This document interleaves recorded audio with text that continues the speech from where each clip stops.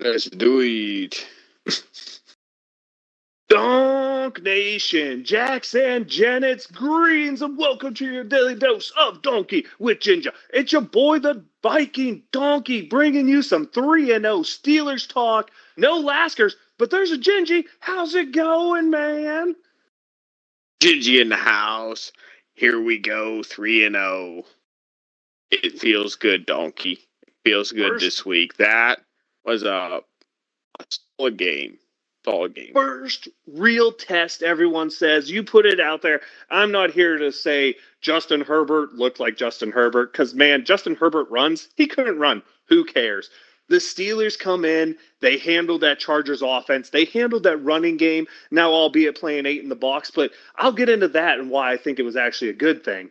And maybe more importantly, Roderick Jones, maybe he didn't play the greatest game. He didn't play a bad game. But the most important thing he managed to do was hurt Joey Bosa on the first play of the game, Gingy. That tone setter, right? Tone setter, very unfortunate. Yeah, bad tone for the Chargers. I didn't really see much pressure from them at all after that the rest of the day, Donkey, eh? There was a pass rush by Khalil Mack where he got a roughing the passer, and our old friend Bud Dupree got an interception, so got to give kudos to Bud staying in there and finding it. Yeah, he did stay in there and find it. Very unfortunate, very unlucky tip ball. We're going to talk about that specific play and why it should never happen again, because I had 3-0 beep moments at the game, sitting there watching, and all three of it was on the same exact play that ended up as the interception. But injuries in this game, Gingy, might be the most important talking point. The Chargers lose Slater and Herbert when the game's still tied at 10 in the second half. That's their left tackle and their quarterback, if you're curious. They lost Bosa on the first play of the game. All important, huge parts for the Chargers. And the Steelers lose Van Jefferson, which let Scotty Miller come in and actually make plays on the wide receiver spot. I know, weird thing to see happen in the Steelers there. There was a turn down the sideline. That was amazing. And the other injury is Alex Highsmith. He comes in, is Baby Bro Herbig, and Baby Bro Herbig was just absolutely unstoppable, Gingy, racking up 2 sacks on the way to that second half dominance. Maybe the fact that the injuries killed the Chargers and helped the Steelers was the biggest part of that game. Was there a forced fumble in there too by Baby Herbig, eh? He got the strip. He got the strip sack. Unfortunately, the Chargers fell on top of it because, as you know, Gingy, the Steelers lost the turnover battle 1-0 and won a football game. That is breaking news. That is dominant defense. Biggest stat line for me, Donkey. Right? I believe it was 168 first half yards for the Chargers. Total yards for the game 163. Yeah, nothing happened in the second half. There was a Chargers fan that was sitting like 4 seats over from me, and man, that poor dude was getting so animate and so angry because, as a Steelers fan, I feel is hurt all the time. Every time the Chargers were throwing the ball at Herbert, they were being successful, but they just kept running it, and he's just there like, throw the damn ball. They throw it down, score a touchdown, next drive, run it 3 times in a row for 3 and an out. I was like, man, I feel this dude's pain because you can see what your team needs to do, but they aren't doing it. But I think we found out later why they weren't doing it, because they knew how limited Herbert was. And really that first hit he takes, done for the day. You understand why the Chargers game plan is what it is. But hey, Steelers fans sitting 3-0. And maybe more importantly, Gingy, an offense that only 20 points were put up on the board. Remember, we knelt it out from the 1-yard line. This is a team that looked like they could score 30 points when they let Justin Fields throw the ball 30 times and risk that scary turnover. Do you think the fact that we had the turnover, Fields was able to be there, will lead to a little more aggression? Because we're not quite there yet, but this game was more aggressive in the play calling. It's the right direction. Do you think the way he was able to handle it will let them see more out of him going forward? And Justin Fields, that is. I'd like to see him give him a try, especially if we're not going to see any Russell Wilson, none of that. This is, let's pray to God we don't. Because that means Fields plays well. If that is the case, yes, indeed. If Fields plays well, then you would think, I guess this will be a discussion in the future, but he is the de facto guy in Pittsburgh. Like, he earned himself a job, right? He has to be. The upside is shown in this. This Steelers, and me and you had this conversation in the offseason. My prediction for what the Steelers can be is completely different if Justin Fields is the quarterback rather than Russell Wilson. I don't think 9-8 is what the Steelers are if Justin Fields is the quarterback. We're either 12-5 or we're 5-12. That's what I feel. I feel this dude will change this franchise for the good or the bad. Gingy, I want to bring out some plays I saw in there that show the good and some plays that showed the bad. So you want to start with the good. How about any of the 3 deep routes he hit the Pickens? Although I think 2 of them didn't count, one for something weird again. The slant over the middle to Calvin Austin where he hit Calvin Austin in the hole in the zone. And if you watch it from the stadium view, it looks like he might have missed him behind. But what he does is when you see the replay, he throws it perfectly in the pocket, hits Austin, and the safety takes a bad route.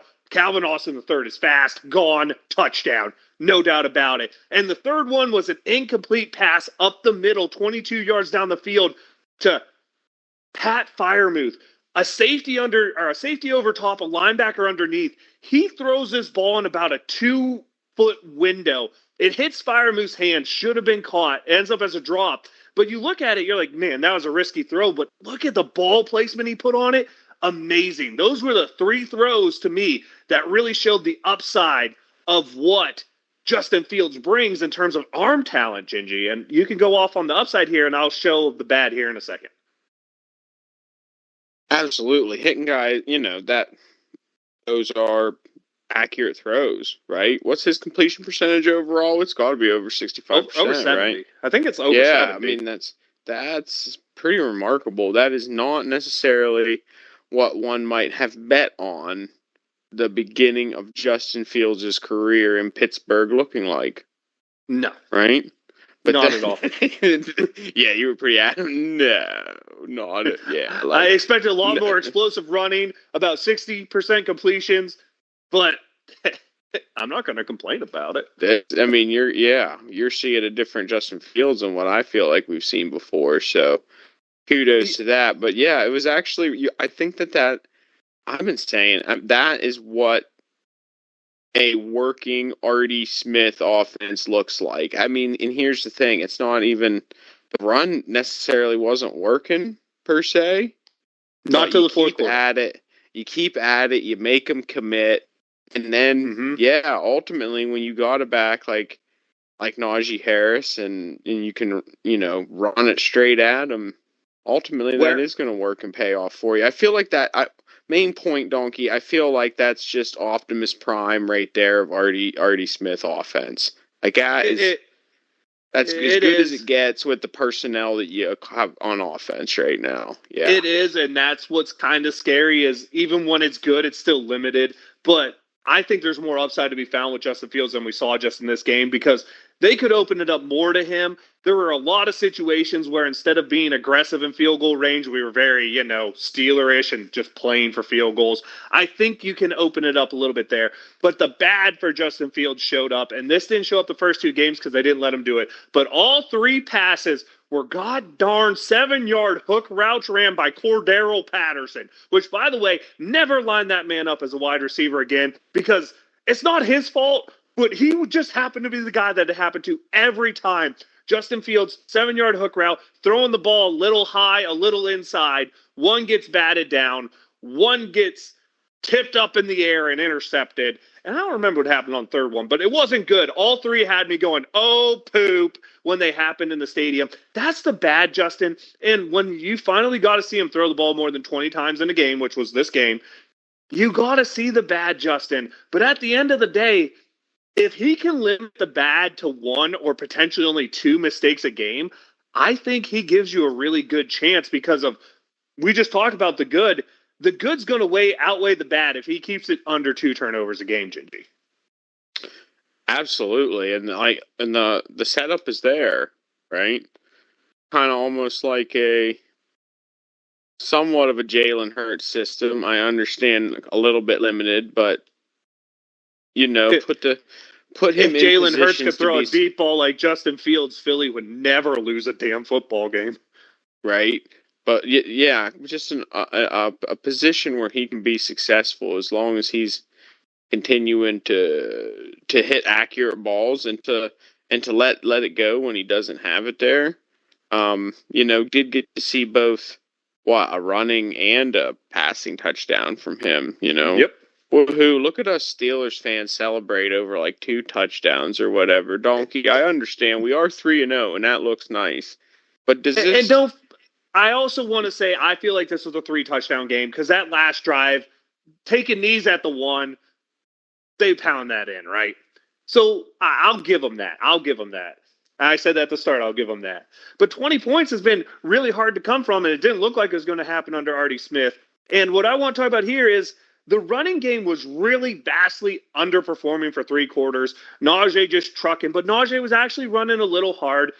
Designed runs outside the tackle with Najee Harris are the dumbest thing I ever saw. Please stop them. They only go for negative yards. When he was in between the tackles, running pretty hard for him. I think this was the game with the vicious stiff arm. He should never try to hurdle someone. He's not quite that athletic. But the payoffs came in the fourth quarter. I mean, Jalen Warren getting hurt affects things, but Cordero Patterson saw big holes. Najee saw big holes. And these Chargers just didn't look like they wanted to tackle anymore at the end of the game, Gingy. I know they lost their heart and soul on both sides of the ball.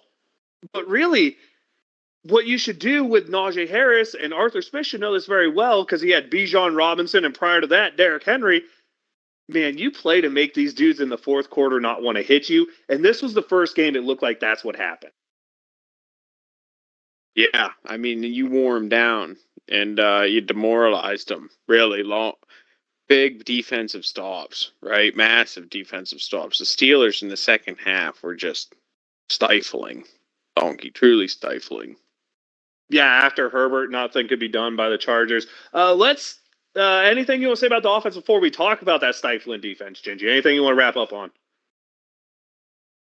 Oh, let me see. I'd like to see Pickens more involved. And Scotty Miller should be the number 2 wide receiver. / Calvin Austin, but okay, yeah. No, Calvin Austin should be the third guy that we throw those little 7-yard stupid underslants to, the little 7-yard unders to, because god dang, dude, a safety takes a wrong angle on him. He fast, and he gone. Yeah, it's true. It's true, Donkey. I'll give you that. Scotty Miller for number 2. He's not a good route runner. He's not a good run blocker. Scotty Miller looked like the best run blocker I've seen out of the 3 guys so far this year. And he looks like the best route runner. Dude should be getting more playing time. Calvin Austin should be the third. And no offense here, Van Jefferson, but if you don't see the field again, I won't really be upset. Now, if you come out and prove me wrong week 4, kudos. I'd love to see it. But I've watched your tape in Los Angeles. Wow. And I've seen your tape from Atlanta. And, dude, none of that makes me want to see any of Van Jefferson. I'm not a Van Jefferson guy. But, Gingy, Donkey, don't believe. I've been saying that for a while. It's on tape. There was one last play that the Steelers did that it didn't work, but I loved it. 3rd and 9, I believe it was. We had one-on-one coverage. I think we were about the 16-yard line. We had one-on-one coverage on the outside with George Pickens, and Jesus Christ, we threw the damn fade route to a guy who has great ball skills. I know it didn't work, but that's the kind of stuff you have to do to be a good offense, and I was so excited to see it. Let me see more of it, Donkey. Just got to trust any arm. Come on, Fields. Trusting the receivers to make the play and not let it get intercepted. That's what it comes down to. Seeing the Steelers willing to do that is huge. Let's roll it to the defense here, Gingy. The front 7 was absolutely dominant. Watt, Highsmith when he's in there is helping with the runs. Hayward, Ogunjobi, Benton getting in there. I think you even saw Loudermilk not get blown off the ball for once in his life. Baby Herbig coming in. And, dude, that kid off the edge is fast. That dude can beat you in a hiccup, as they like to say. He's as quick as a hiccup, right? Impressive there. The Steelers brought the 8-man into the box to make the Chargers have to throw the ball, and they were decently effective in it when they did. You saw Joey Porter Jr. and the miscommunication between him and Minka lead to a touchdown. You also saw Joey Porter Jr. get beat 3 different times on double moves where he committed penalties. That's still a problem there. The secondary, to me, was very average. But the way the front seven played, even with Patrick Queen overrunning at least 4 plays I saw where he overran the gap and let the cutback lane happen, those still only became 3 or 4 yard runs because Peyton Wilson was filling the hole. Keanu Benton was there. One of them was run down by TJ Watt from the backside. Even with Patrick Queen still struggling to find his footing, that front seven played the type of game that will give you a chance against anyone. Yeah, absolutely. That's Steeler football. That's what I'm talking about. Disruption up front, disruption all over the place. Secondary don't even got to show up when the front seven play like that. They're just those offensive linemen are running scared, donkey. Yeah, it's not the type of thing that you've seen from the Chargers their first 2 games. They're going to get a real good test this week with a healthy Anthony Richardson able to move, Taylor in the backfield. You're going to see them really get tested this week on gap discipline. This is a week where Patrick Queen needs to pick up those little mistakes. I'd say it was his best game as a Steeler, but I say it wasn't a good game. He needs to have a good game this week, but I don't like outside of the secondary still scaring me a little bit. Still seeing these big names not make the big plays. When you're talking, is it Elliott's probably the best player in that secondary as we stand right now. We have too many high-profile guys for a guy who's playing slightly above average ball to be the best player in the secondary. But like you said, you have a front seven that dominates. Sometimes you don't need to play on the back end, right? That's what I saw last Sunday, right? Yeah. Is that it didn't need to. And they weren't No, playing well. That was one of Joey Porter Jr.'s worst games that I've seen in a while. It really no. was. And we don't really say that quite that often, but he's been having kind of a rough start so far, but not to that degree. Not to that degree, He donkey. needs to stop the teams that are doing the tape study. When they run double moves on him, he's been getting beat since he was a rookie. He's seeing more and more of it. He's got to learn how to stop it, or it's just going to keep coming, and it's going to become a huge problem for the Steelers going forward. One of the bigger assets for us in the game, of course, was Herbert getting hurt, and Herbert really not looking like himself. There's probably another touchdown pass that should have been had by the Chargers, and at least 3 or 4 guys over the middle who are open that Herbert missed that he normally doesn't. But at the end of the day, the Steelers have always played this kind of, hey, we're going to get in your head, you're going to hear footsteps, and you're going to miss passes. So I don't know if that was Herbert playing off, or is that the Steelers playing their game plan, right?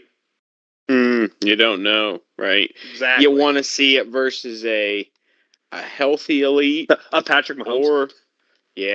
Or Josh on Allen. Christmas Day. We will be seeing it on Christmas Day. Yeah, that's a Merry Christmas to us. No, I agree, donkey. No, yeah, okay, I got you. No, healthy pass rush, donkey. They didn't have their best guys out there, right? So it might not have been the same test that I really wanted it to be honest with you. Wasn't a full strength Chargers unit. Glad we got the dub there, but really looking for more disciplined play in the secondary. And Patrick Queen. For real, man? For real? Start earning your money. That is not, I mean, okay, so, he's not the better of the 2 linebackers that would have been coming from Baltimore. But at the same time, did you really think it was going to look this bad? He's doing exactly what I told you he did in Baltimore, which is he overruns the plays, which sometimes leads to huge plays in the backfield, but it exposes the defense. That's what he's done. And I'm waiting for the huge plays to happen because that's what we haven't seen yet. We've seen what the problem with Patrick Queen and why Baltimore let him go was. It's his over pursuit, his bad angles. We haven't actually. There was one play against Denver he did where he got through and made the splash play. But normally he has at least 2 to 3 of those a game.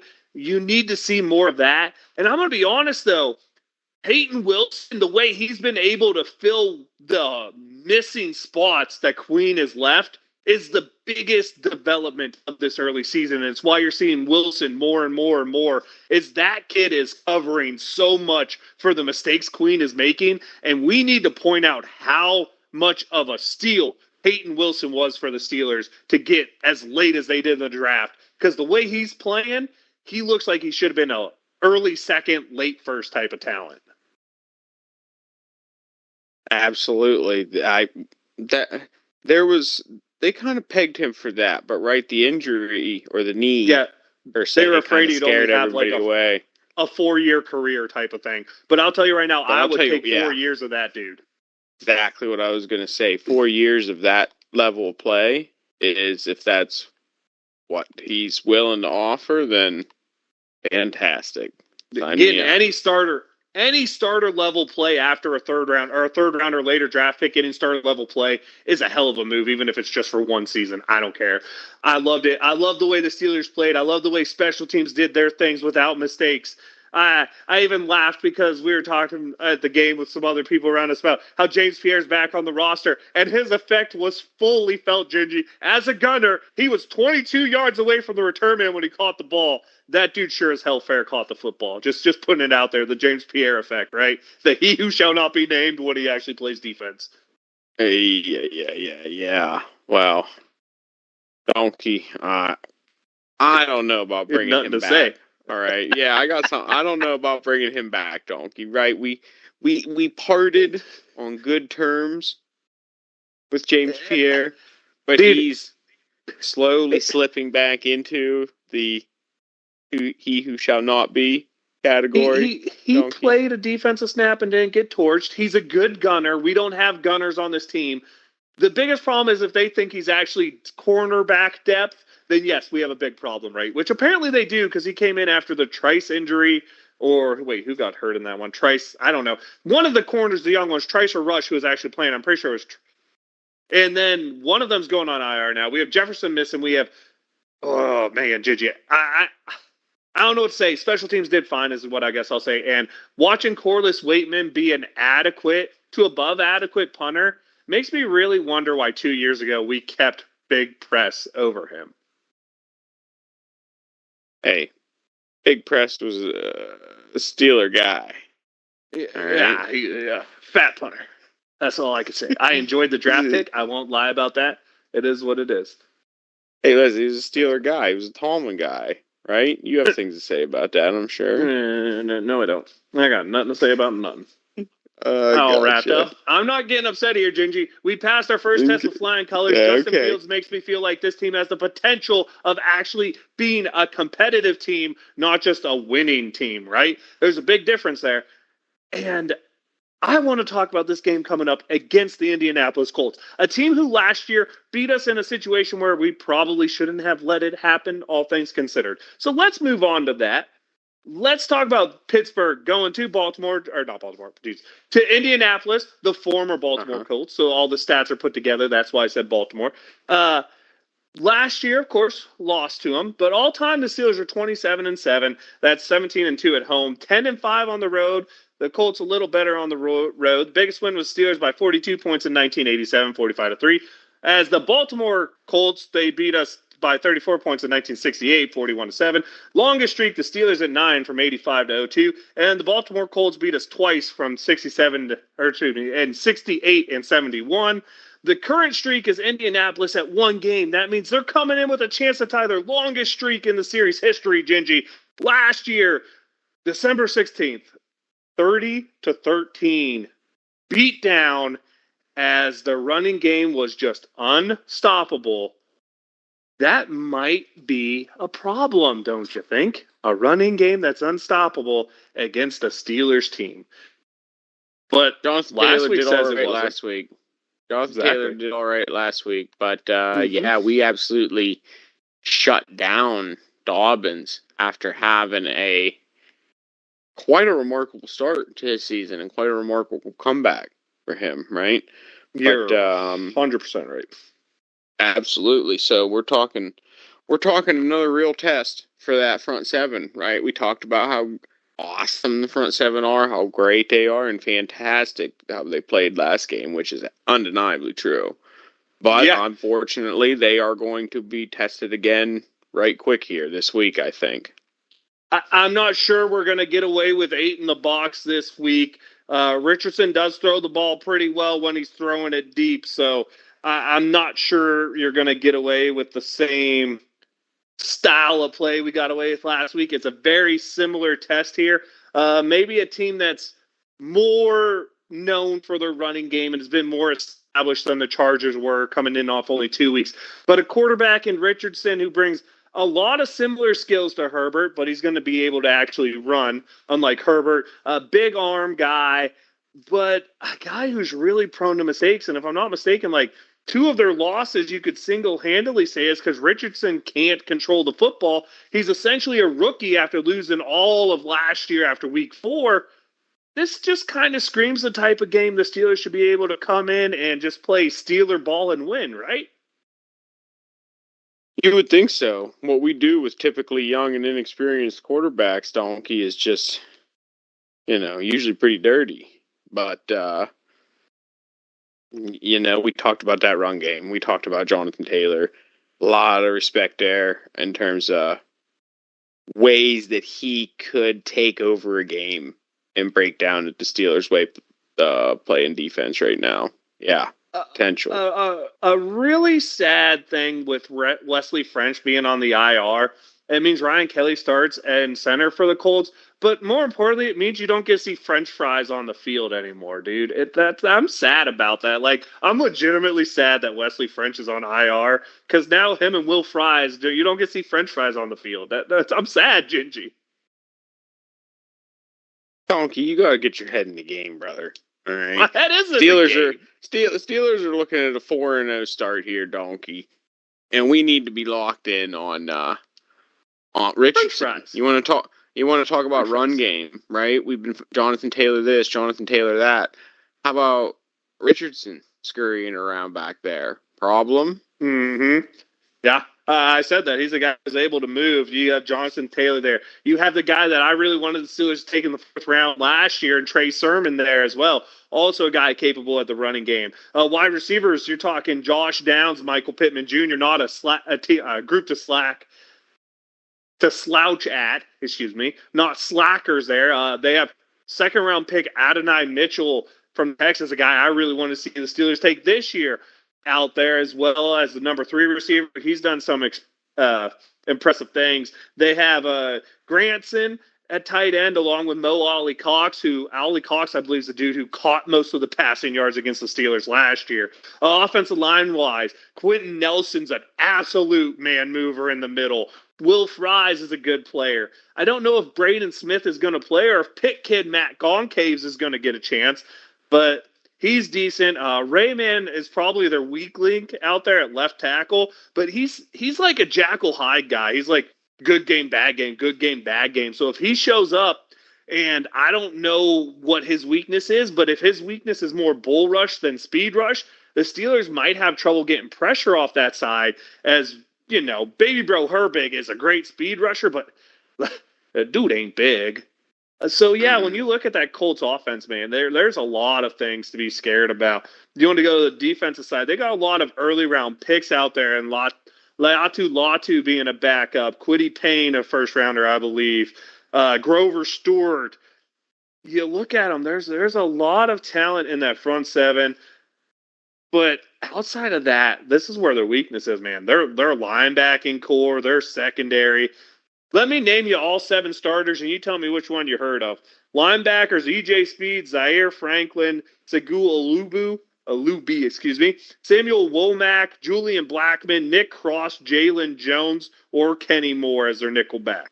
You ever hear of any of those dudes? Mm-mm. Not Zaire Franklin is the only one I've ever heard of, and it was on a very passing thing. That's where the Steelers have to expose is that. I believe the offense should really show up well here, but who knows? We'll find out. That's why the games are played, right? Right. All right, so Gingy, I guess it's just you and me. That means we went over the roster. We know what's going on here. We know who the players are, where the pieces are. We're going to do some cash or trash, the Gingy edition. We're going to start on offense for you because, you got to save the best for last, right? Right. And my question is going to be, I don't think, and I wish Lash was here to double check me, I don't think the Steelers have a 100-yard player yet, but they do this week. Cash or trash? Ooh. Cash. Fair enough. I like it. I'll tell you who later, Donkey. Don't worry about it. I'll tell you who later. I like it. On offense, Max Factor. we're going to see some explosion. And this week, the Steelers are going to put up over 25 points, cash or trash. Cash it in, donkey. I believe it. I believe. Let's see it. We saw pieces of it come together last week. Let's see the whole picture this week, donkey. I like it. Justin Fields has somehow become the cleanest quarterback in football. That's going to continue this week with another 0 turnover game, cash or trash. Ooh. Cash that in. It ain't going to come without trials. Fair enough. We're going to go ahead and talk about Dan Moore Jr. looking like the best Steelers offensive lineman. And that's going to continue again this week as he's going to put up another clean sheet, cash or trash. Hey, cash that in. I'll take some Dan Moore Jr. optimism. Come on, man. Maybe donkey. I like it. I like it. Too The good to be true. The Steelers are going to score a first drive touchdown. That's what we're going to end it on, setting the tone early because we don't do that. Cash or trash. Donkey making me sweat here, making my yinzer sweat. Oh my gosh. Trash it. Tell me, I'm going to tell you you'll see Boswell, though. I'll take it. At least there's points. All right, Gingy, it's your chance. Make your closing thoughts on the offense. Offense, donkey needs to come together this week. Like I just said, I think we are seeing 25 plus points. I think we are seeing a 100-yard player this week, and yeah, let's go. Here we go, Steelers 4-0. That's what I'm thinking about that offense. It will lie in their hands. I think I'm looking for maybe more consistency at defense. Maybe I'm overstepping there, but yeah. There you go. Offensively, Gingy, here's your chance to cash or trash donkey, or say half and half, however you want to look at it. Yeah. Any part you want to point out as what you like is what you can do. What I'm going to say is this is the game that the people who still think Russell Wilson should be the Pittsburgh Steelers quarterbacks are going to go, you know what? Nah. If this team has upside, it's going to be a Justin Fields. This is going to be the game Justin Fields puts his stamp down because they let him have a little more last week. He didn't mess it up. I think they're going to let him have a little more this week. And I think this secondary specifically is not equipped to take advantage of the mistakes Justin Fields will make. And then all you will see is the good. Because what makes a great quarterback different than a good quarterback is the defense doesn't take advantage of the mistakes a great quarterback makes. This week, Justin Fields makes the Pittsburgh Steelers fans feel like he could be that great quarterback as the Steelers put up 30 points for the first time this year. Cash it or trash it. I am going to half and half it, donkey. I don't think it's 30, but I do think that Justin Fields steps into that role. I'm not allowed to have more Yinzer colored glasses than Gingy, so we're going to have to fix this on the defensive side of the ball, right? Hey, all right. You're starting to narrow me down, though, donkey, right? I said more than 25, less than 30. You almost got me pegged now, right? We got you in the range. All right, Let's go to the defensive side of the ball. Baby Herbig, 2 sacks. T.J. Watt doing T.J. Watt things. This week, the Pittsburgh Steelers edge rushers specifically are dealing with a really mobile and athletic Anthony Richardson. That doesn't matter. They acquire 3 or more sacks between the 3 of them. And if DeMarvin Leal plays on the outside, he counts as an outside pass rusher, just so we're clear. So 3 or more from that group. Cash it. All right, I like that. The Steelers will hold Jonathan Taylor under. It's going to be both parts. They have to hit both parts for this to be a cash. Under 4 yards of carry and under 100 yards rushing. Wolf. Trash. Fair enough. The Pittsburgh Steelers will force no turnovers last week, at least 2 turnovers this week. Cash or trash? Truth. Take it to the bank, cash. I like it. The Pittsburgh Steelers will not allow any Colts receiver to get over 50 yards individually. Cash that in too. Cash that in too. Alrighty. And last, but certainly not least, this is the first game where Gingy's going to end the game and be like, that's why we signed Patrick Queen. Cash or trash? Trash until proven otherwise. Fair enough. Closing thoughts on what the Steelers defense needs to do against a very athletic and capable, running wise at least, Colts offense. Yep, don't overcommit. Let them run it 20 times for 3.7 yards a carry if they want. Who cares? Don't overcommit. Don't give up the big one to Jonathan Taylor. No chunks, donkey. No, I really don't want to see 3 over 20 yards. I really don't want to see one go to the house. I really like to see him stay off the board, get contained. If he gets, 18 for 60, so what? So what, donkey? That'd be fantastic for me, okay? So that's what I'm looking for from that defense, and splash plays too. And you talked about forcing turnovers and cast or trash. We're going to need to see a couple of them if the Steelers are going to come out with on that high end of that points, right? Because that's what I'm thinking. That's why we're looking at 25 plus donkey, because we're going to be playing some with positive field advantage here after some of them splash plays that are being made by this defense this week. Let's go. That's what I would love to say. My last closing statement that you get a cash or trash is I don't feel the Steelers are equipped to handle this type of team with this type of quarterback. I feel the Colts go super run heavy. I feel they do a lot of RPOs, safe passes. I feel they don't take the risk that allows the splash to happen, Gingy.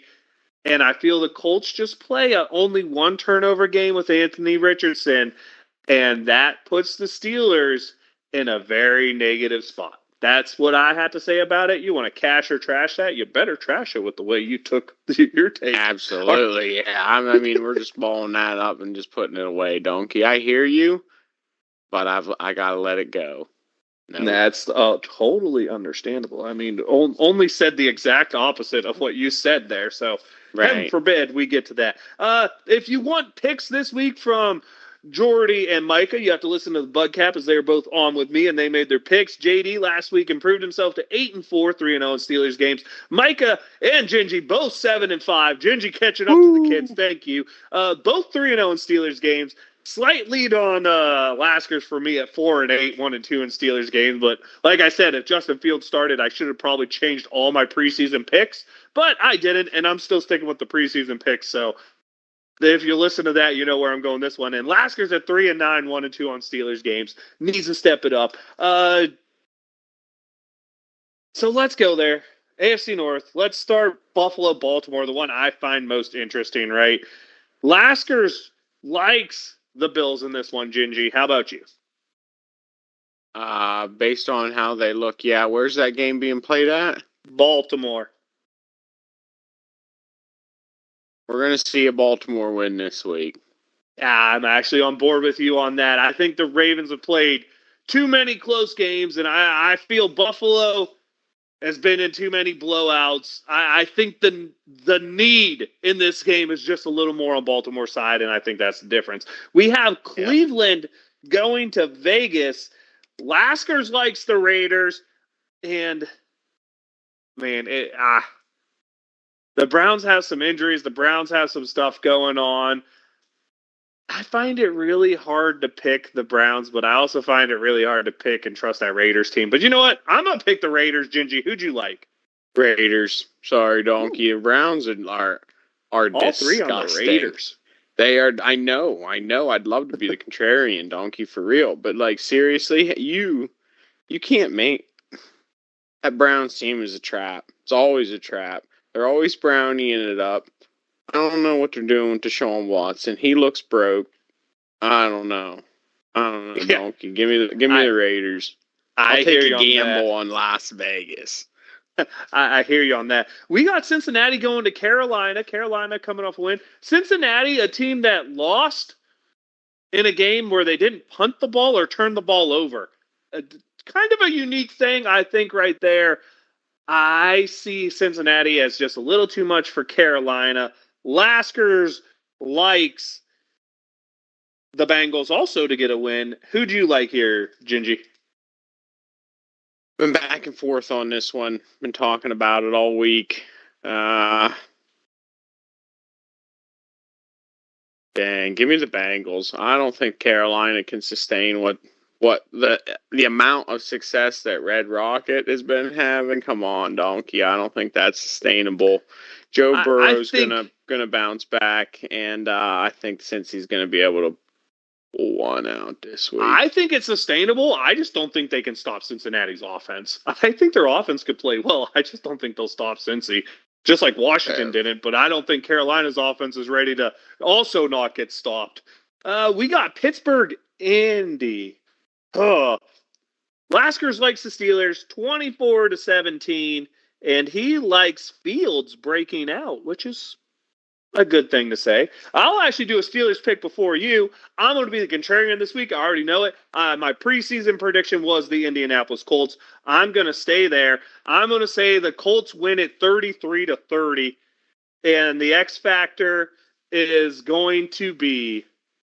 I don't even know who I want to give it to here. You know what? Adonai Mitchell has like a 2-touchdown day as the number 3 receiver. Why not?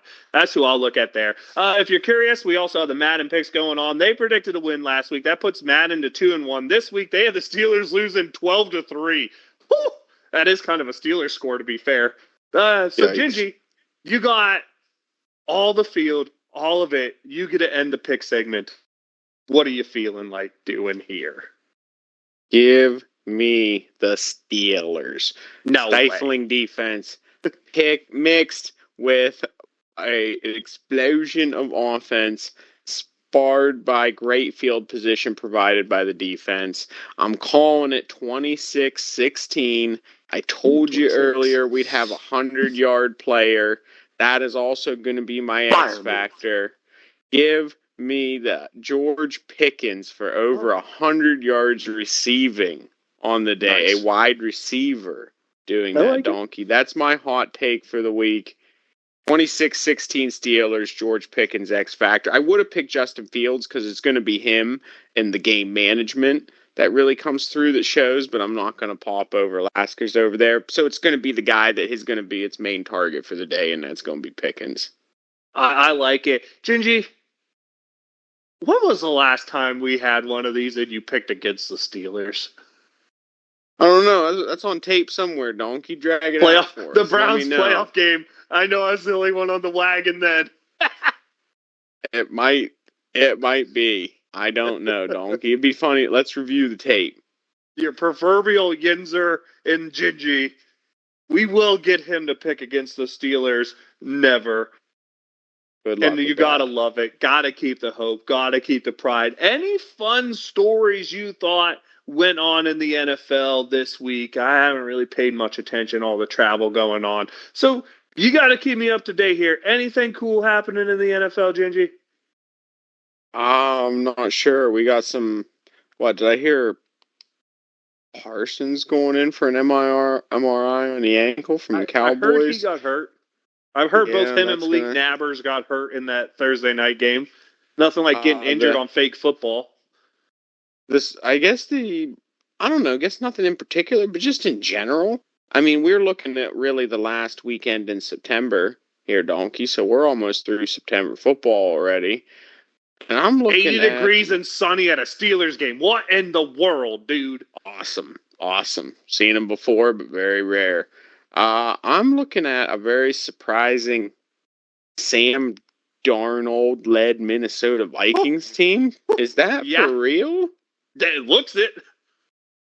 That's probably my surprise when I saw that their guy that they went after in the draft, that he wasn't going to be available for the entirety of the season, and that Sam Darnold was the alternative. I didn't say wrote him off because they got a receiver, but you really got to have a guy that can get the ball to him consistently. But they're putting up points. They're winning games. They got just a really good offense there. They got a couple receivers. They got a decent run back, good tight end. They have a nice player group out there. And what's fun is the other team you have to talk about if you want to talk NFC teams that are surprising is the Packers lose Jordan Love. lose the game, lose Jordan Love. You think things are going to go bad, and nah, nah. Malik Willis steps in and just. He might not be the best thrower of the ball, but that dude's a tough tackle, I'll tell you what. Yeah, I agree. I agree with that. That's very surprising as well. Green Bay solid unit. Yeah, I was a little surprised there. I guess that means we got to go to shout-outs then, Gingy. You got a shout-out this week? Oh boy, from last week, we are going to shout out young Herbig for You coming in suck. making. I steal your shout out every week, Cut Donkey. You got to start going first, maybe on one of those every once in a while. But young Herbig coming in off an injury replacement, right? Not the guy starting, not getting the main amount of reps, but really replacing Alex Highsmith in a very adequate way, in a very impactful way. You know, if that young man keeps that up, Donkey, that might be that's a very that is a very fantastic depth option for our outside rushers. Wouldn't you agree? Heck yeah, he just happens to come from a school where apparently all we do is hit home runs when we draft edge rushers. Just putting it out there. We apparently just hit home runs every time we go there. I'm not going to jinx it. Knocking on wood right now as we speak. So let's go ahead and let's go do a shout out of a guy who I've already had a shout out for this year for different reasons, but a guy who had to come in due to an injury, play a position, at least this time it's one he's used to. Of course, that's Scotty Miller. He came in, he made some catches, he made some moves, made some misses. You had to absolutely love what you saw from him in the limited amount he was able to go in and play, the package usage, the route running ability, and the ability to make people miss. Is something I really like seeing there. So I'll just go ahead and we'll stay with the injury replacements because Scotty Miller coming in for Van Jefferson, plus, plus, plus. Absolutely loved it. I guess that means it's time. Let you know, I'm the Viking Donkey. That's Viking_Donkey on Twitch and Twitter. Your Daily Dose Donkey. Ginger is the fun YouTube channel where you get this. Make sure you check out the Bug Cap. I know it was released late this week, but hey, travel kills things. When you go to spots where you don't have the setup to do things, you can't do it. So Bug Cap's out there. JD's on this week. We had a good time talking about the game they got to go to. JD's first win. Unfortunately, there was no shirtless Viking Donkey. So, Gingy, I'm sorry. I know I ruined your parades, but let them know. Well, well, well. I'll have to find a way to press on, Donkey. Here we are, week 4, hanging out, watching Steelers. Here we go, 4-0. Wave them if you got them. Let's go, Steelers.